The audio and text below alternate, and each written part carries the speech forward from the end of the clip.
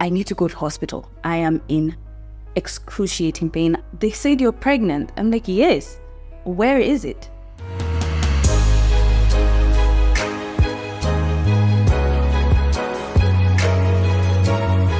Hey mama, welcome to the Whole Mama Show. I'm your host, Aisha O'Reilly, and we're revealing the untold stories of motherhood. So we all know that the first trimester of any pregnancy is a really delicate time. It's the time when the most complication and even the possibility of miscarriage is the highest. But what happens when your egg is fertilized outside of your womb?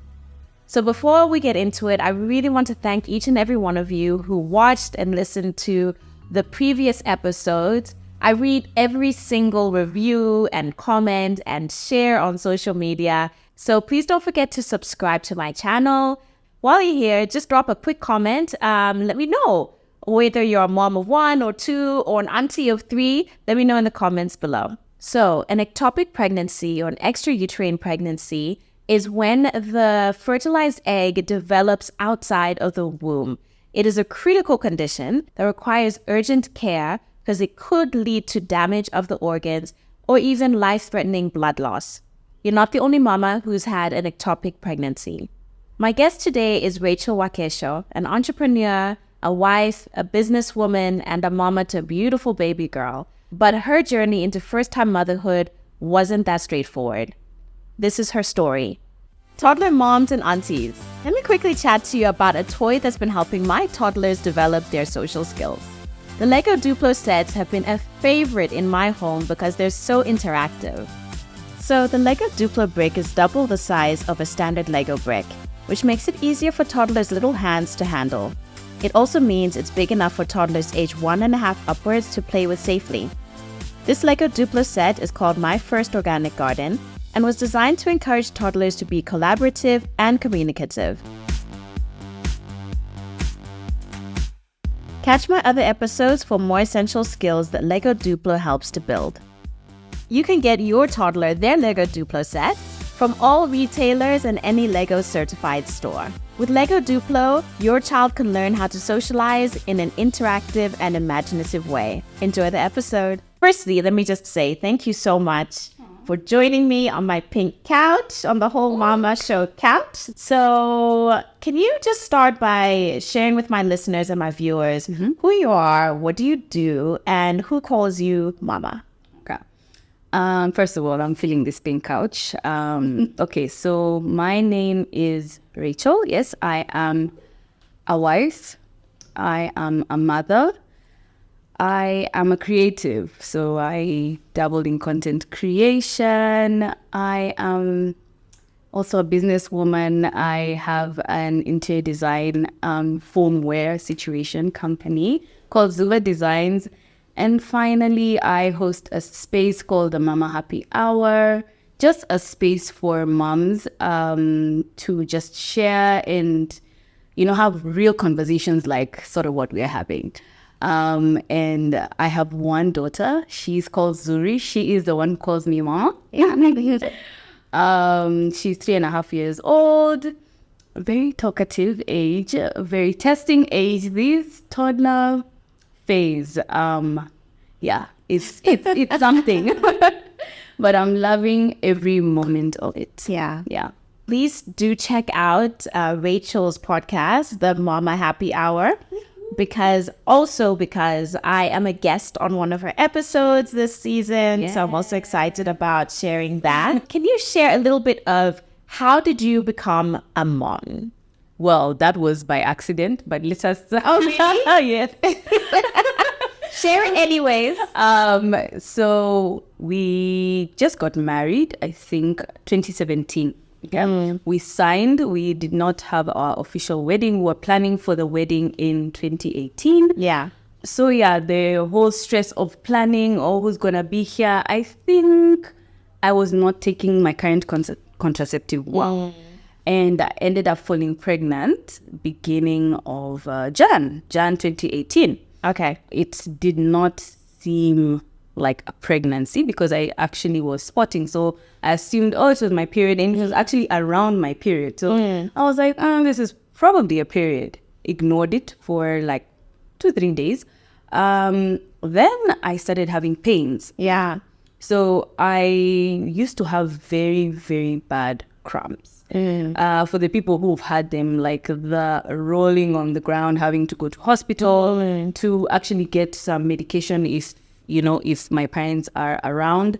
Because I was in boarding school, it was so bad I couldn't do prep. Yeah. So yeah, I just had to drink my medication and sleep. So that hadn't happened in a long time because I was given contraceptives to manage the pain. So I assumed that it was the cramps. They're back again. Yeah. Now, I was busy telling my husband, I'm like, Ish, these cramps, I've not had them in a long time. He's actually never even seen me having cramps. It's like, what cramps, I was like, you know what? I'll do the usual, take my Panado, painkillers, hydrate. I went to work. But at around 3 p.m., I started feeling off. Like more off. So I said, maybe these cramps need something stronger, which I do not have. I was going to ask, when you said that you took your Panado, I was thinking, does that help with such serious cramps? It had been such a long time. So I didn't even have my Nurofen. I didn't have anything for cramps. Right. It never happened to me. So I was like, this is so unusual. So I guess I'll just have to take more Panados to sustain me until I actually go to Discam or somewhere to get proper medication. Yeah. So, but by 4 p.m., I was like not feeling well, nauseous, doing the whole works. I'm like, okay, fine, it's come. It's definitely the symptoms of those cramps, but it just felt different. Yeah. So I called my husband at 3:30. I'm like, you have to come pick me up. I'm not feeling well. So he got me all these medications, right? So I took the stronger painkillers. I slept. But at around 8 p.m. again, I woke up. Now, in excruciating pain, because I'm used to bearing the pain of the cramps. Yeah. And I know this is my pain tolerance of it. And I know after this point, it'll go down. But it was not going down. It kept going higher and higher. So I was in pain from 8 p.m. to around midnight. Okay. I couldn't sleep. Yeah. Tried everything. Even though you had taken all of the painkillers, Everything. all of that, nothing was helping. Nothing was helping at this point. So I woke my husband up and I said, I need to go to hospital. Yeah. He's like, what's happening? I'm like, I am in excruciating pain. I never felt this before. Anyway, go to the hospital. I'm explaining. I'm like, I think I'm having cramps. They did blood tests. They're like, this looks funny. The doctor who was there on call, like, you may be pregnant. I'm like, no. I'm like, he's like, yes. I'm like, no. And so I'm busy arguing with this guy. The guy's like, just take blood. Just take the blood. I can't take the blood because I'm actually saying, I'm sure I'm not pregnant, but it's fine. So he takes the blood. Just very quickly, because I'm picturing you with this doctor and I'm in pain. I'm like, actually, at this point, I'm like, I'm sure this guy is giving me the wrong diagnosis. Yeah. I need to get better. So he's like, first of all, let's deal with her pain. Yeah. Then maybe she's fighting me because actually she's in real pain. So they gave me something, the pain, and then he comes back. I'm like, I think you're pregnant. I'm like, no. And you, at this point, you are sure you're not because I'm bleeding. Okay, got you. Yes, yeah, I'm bleeding. It wasn't because you knew that, you thought that you were taking your contraception, everything should be fine. This must be something else. Yeah, then, we're women. Yeah, maybe taking a contraceptive, but something happened, then you're pregnant. Yeah, but if you're not bleeding, you can be like, actually, doctor, you may have a point. But I was bleeding, so I was sure, no, this guy actually doesn't know what he's saying. Got you, yeah. So he comes back 10 minutes later, he's like, you're pregnant.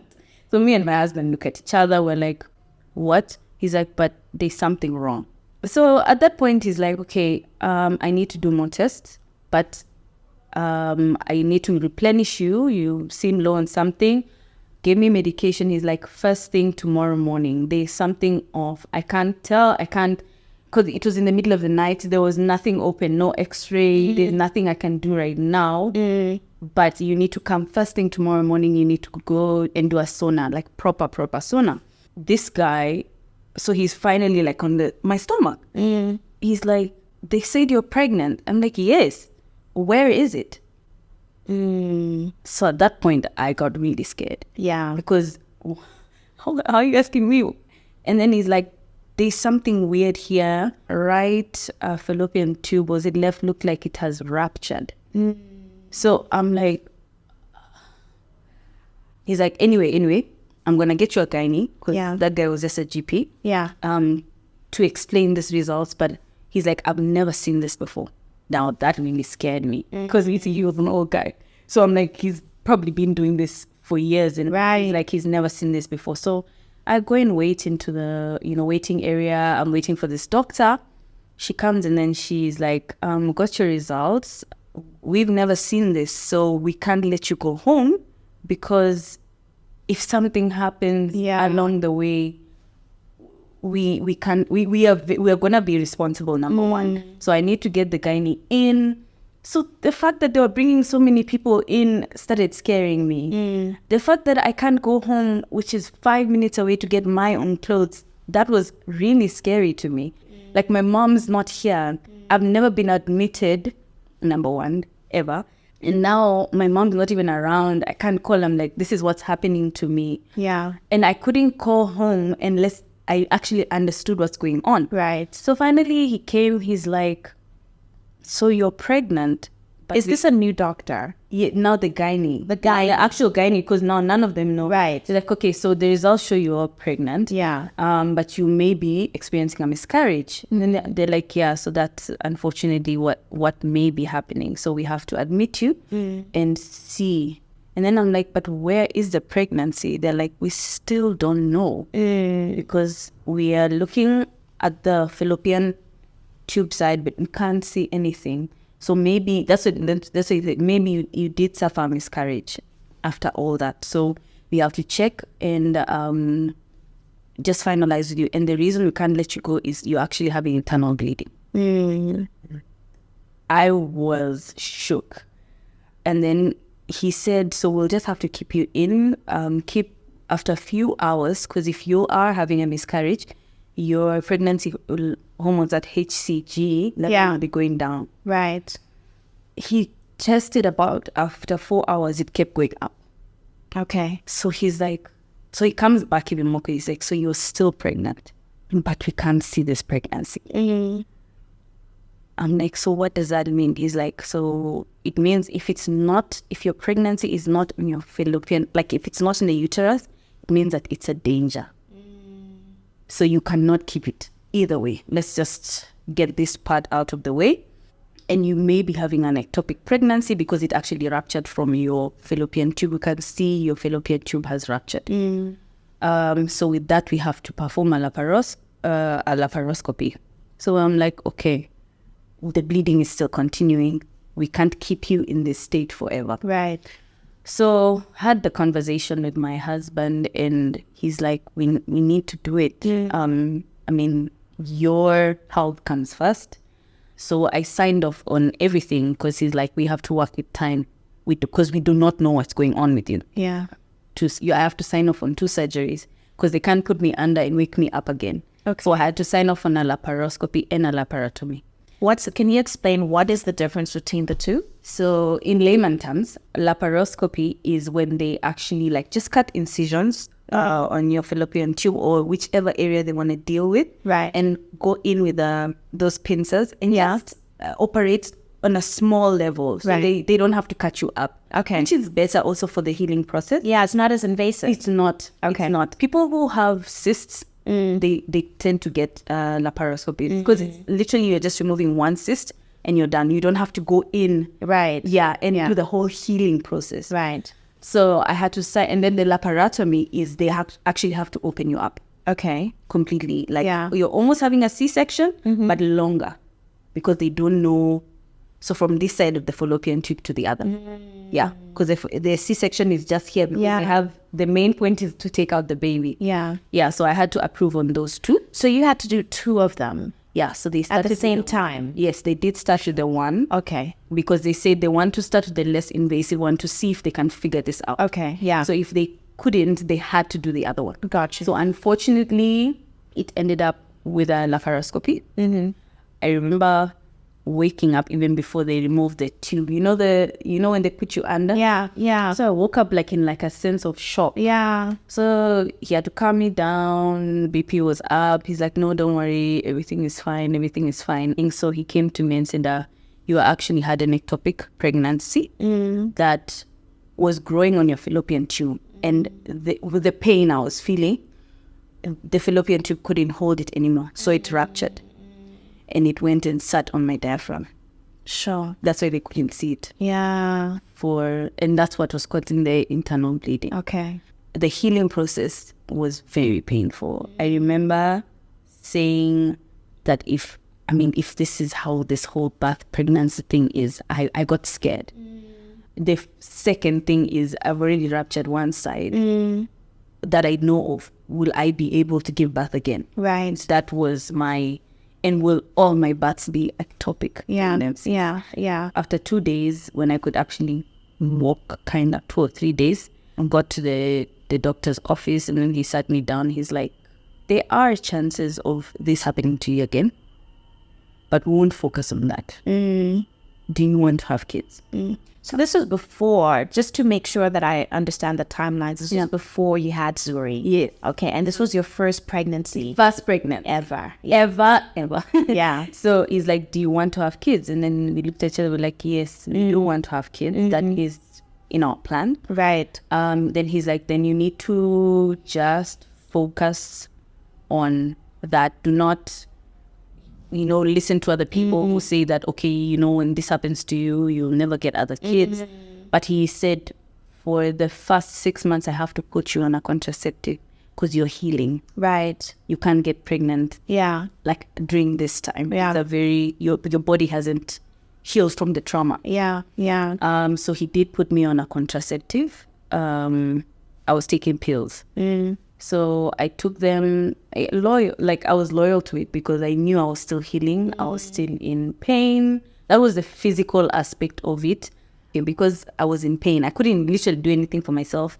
I ended up at my mother-in-law's house. And then one day, my sister-in-law, young girl, I'm like, Nandi, tell me the truth. How do I look? And then she told me, you look like, she was young. It's like, you look like you were pregnant. You gave birth, but you have no baby.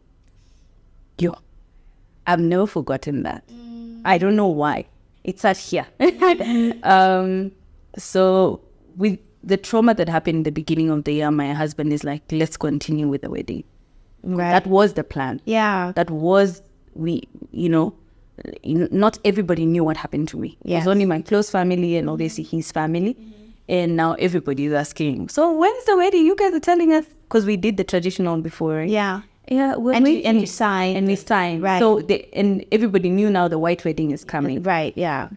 So he's like, let us look forward to something beautiful and just focus on that chapter of our lives because that was the plan initially. Went forward with the wedding. We had our wedding in August. After that, because the pills also started giving me like weird side effects. Yeah. And I wanted to stop them. Yeah. So I was told about this natural cycle app. I know what is happening. Yeah.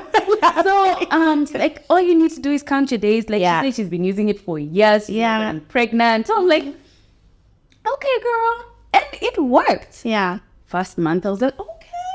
So I'm counting. I'm putting everything in.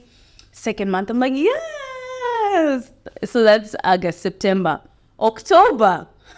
It's telling me you're on your period. I'm like, nah, I'm not. I'm not in my period. Then I start checking the days. So now I keep quiet. Yeah. A week. Yeah. I'm quiet. When you say you keep quiet, as if you didn't tell your husband. Yeah, I didn't tell my husband. Yeah. I mean, it's not like I wanted to get pregnant. Yes. I was not looking for that. Yeah. And that's why I was like, that came as a surprise. Yeah. We also had just gotten white wedding. Yeah. We were still wanting to. So you're like newlywed. Yeah. Now it's an official newlywed phase, Yeah. We're like, oh, guys, we just still, it's not like we didn't want to live we had plans. Yeah. We had booked Cape Town in November. So we had things that we wanted to do. Yeah. So it wasn't something like we're like, no, after the wedding, we're actively trying to get pregnant. Yeah. No, we were not. And I love that my husband didn't put that pressure. We had the discussion. So we're like, we'll give it time. Yeah. This, I'm curious, the decision for you to go the natural contraceptive way, was that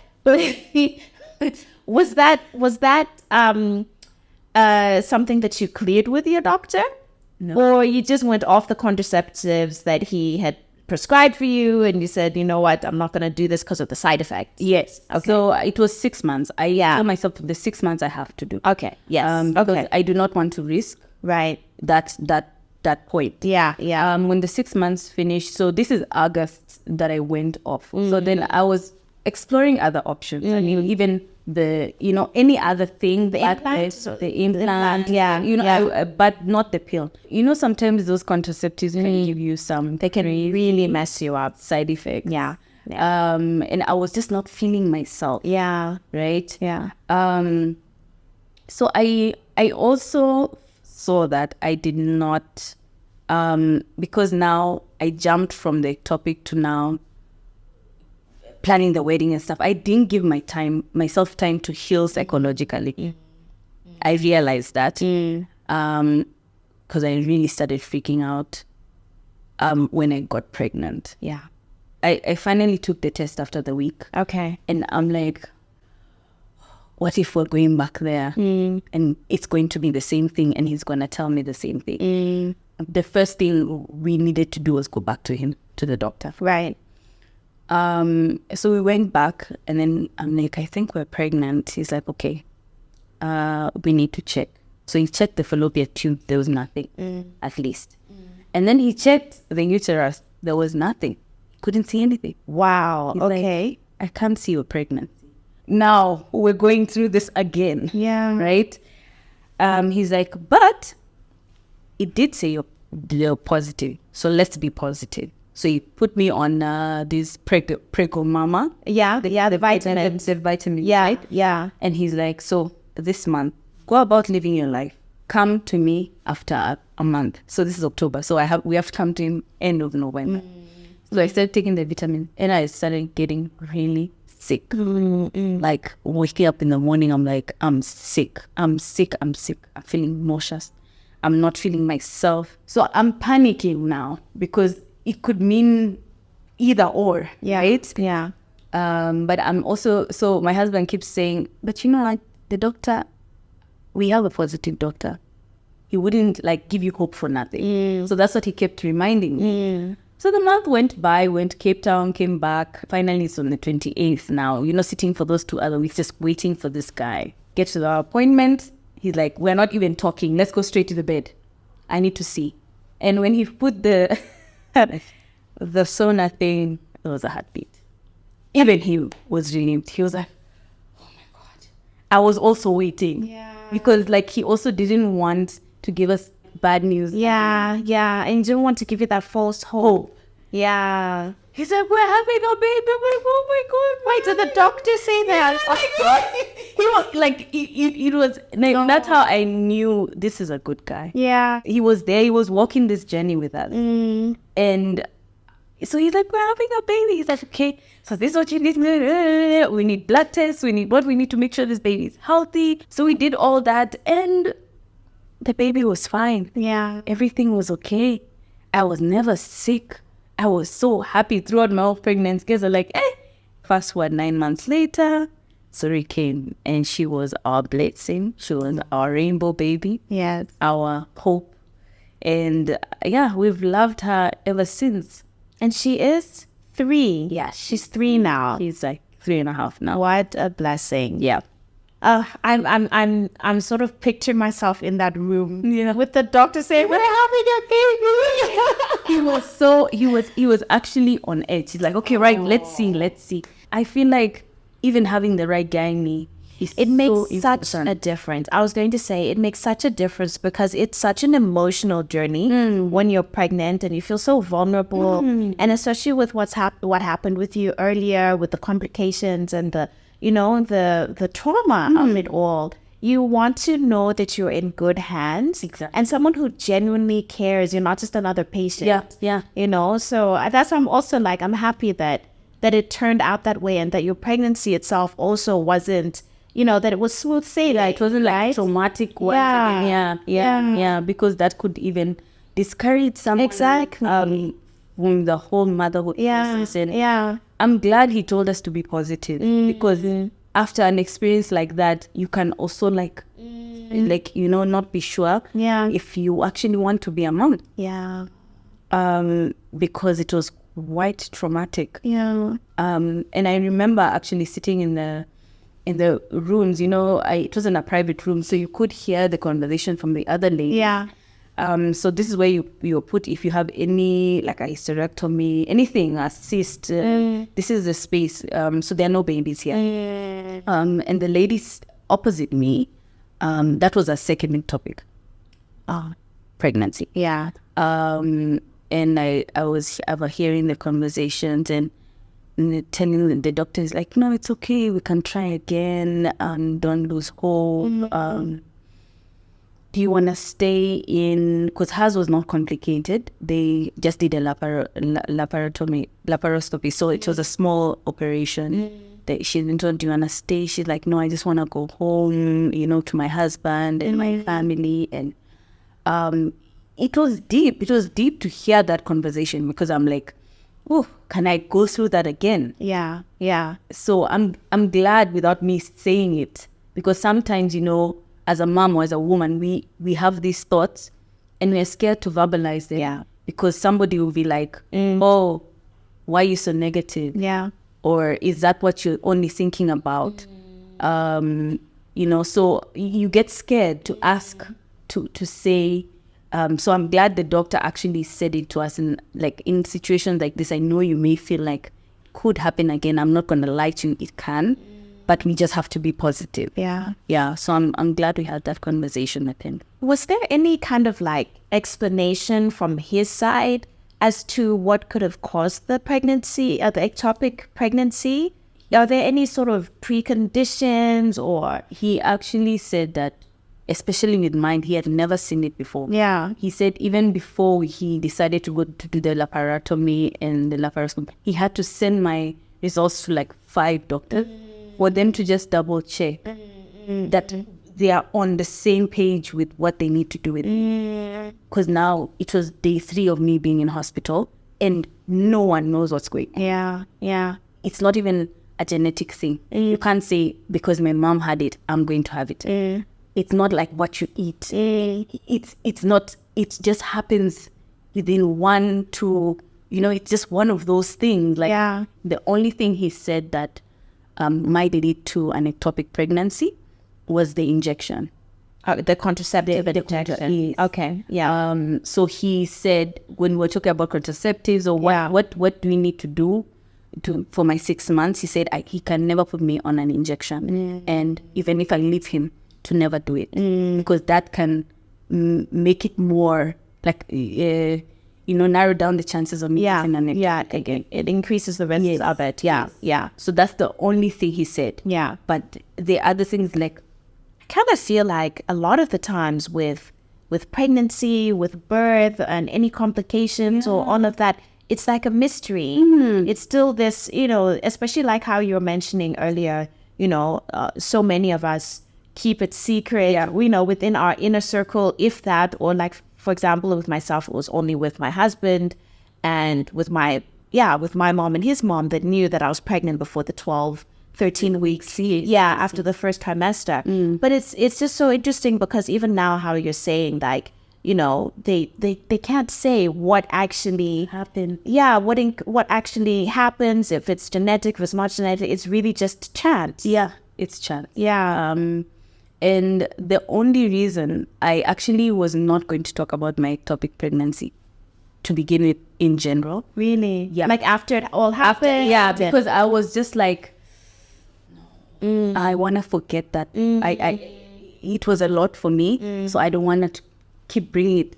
Right, yeah. Until one day, like a distant cousin, like maybe a family friend, so they were preparing for a wedding, and how in the African setting, like the real African wedding, so it's like I'm in charge of food, you're in charge of this. So her auntie was in charge of food. She was making chapatis, chapati. Yeah. So she was making the chapatis. Yeah, she's like, I'm gonna do the chapatis. She did her chapatis, and she told her mom, now my friends and I'm feeling tired. Yeah. I think I've been cooking a lot. She's like, wake me up tomorrow early morning because I need to do this. Yeah. Okay, cool. And the next day reaches, she does not wake up.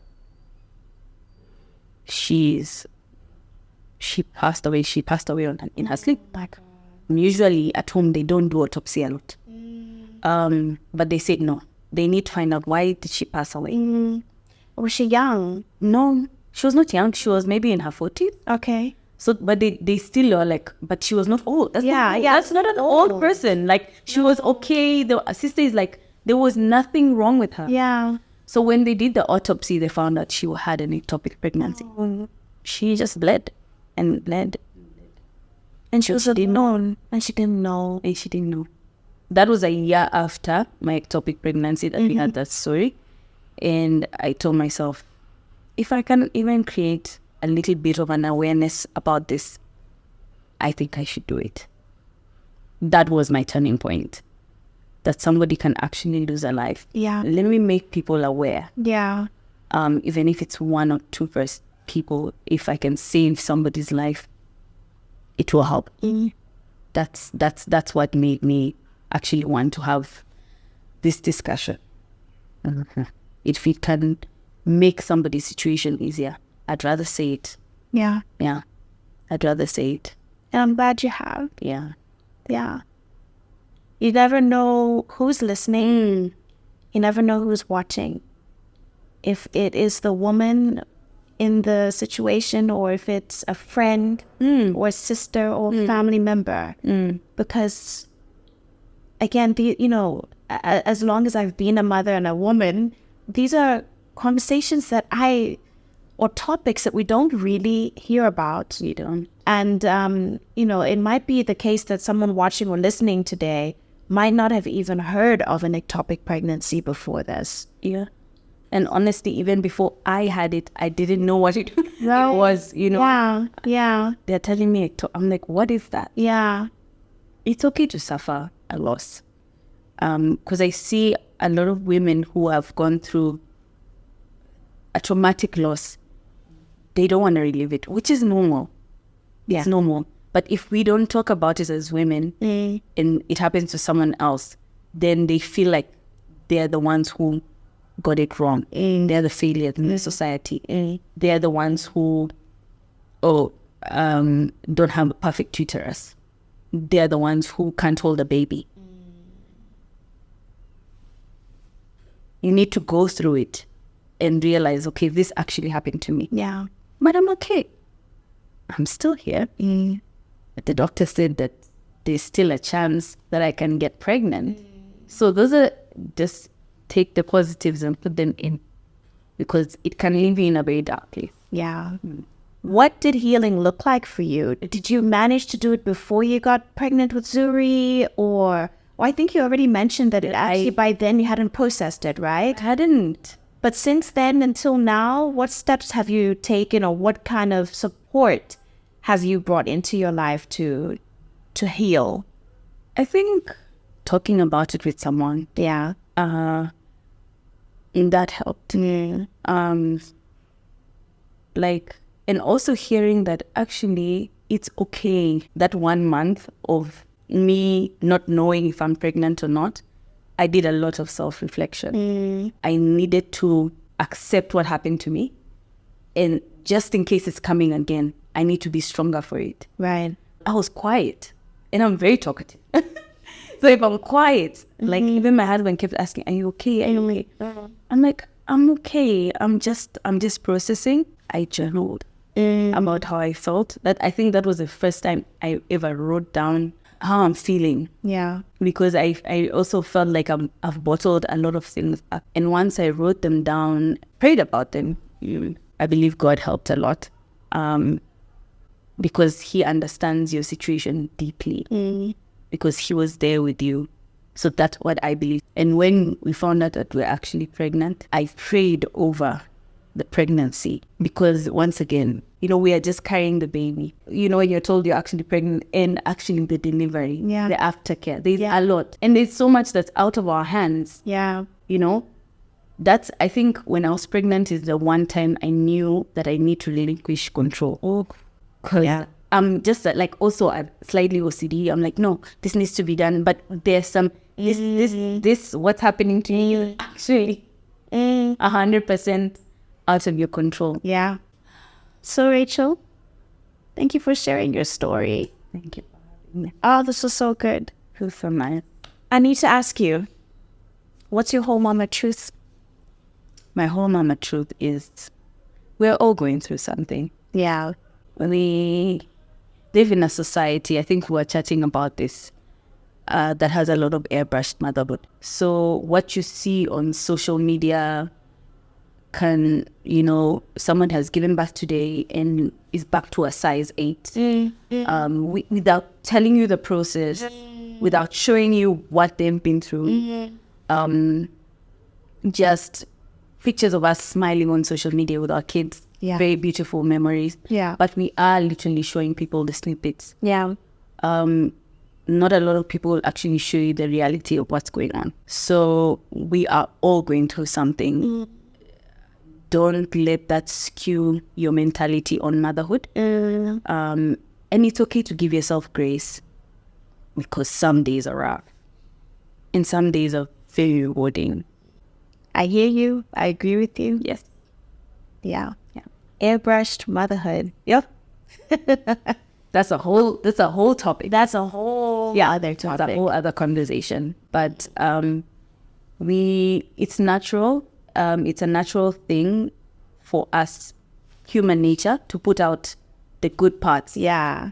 And some of us may not be doing it intentionally. I'm not gonna be putting a nice feed for you guys intentionally, because it's saying that there's nothing wrong with me, there's nothing I struggle with. Yeah. And as in, I'm just living a good life. Yeah. But the situation on the ground is different. We are all going through something. I wanted to ask you, where can my viewers and listeners find you? Oh, okay. Shameless plug. Yes, you better plug. So on Instagram, Miss Wakesho. YouTube also. I've been a bit dormant there, but yes, Miss Wakesho. And at the Mama Happy Hour, I'm there, but in the background. That's where you find all the relatable mom content. But I do link it with my channel as well. Sorry, my Instagram as well.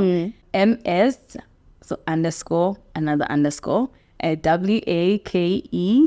WAKESHO. Yeah. Thank you so much. Oh, this was nice. Thank you. Thank you. I'm so grateful for all of the mamas who appear on my show, who trust me and who feel like this is a safe space to share their experience. I really felt that with Rachel today, especially when she mentioned that she hasn't really spoken about this really traumatic time in her life in a really long time. So rating from 1 to 10, 10 being very much so and 1 being not so much so, how inspiring was Rachel's story? Leave a comment below and let me know what you think. I'd love for you to join my mama village, so please click that subscribe button. And please share it with a mama in your life and on your social media. All of this helps these stories reach more women. I'm Aisha O'Reilly, and I hope this episode has left you feeling a little bit more whole, mama.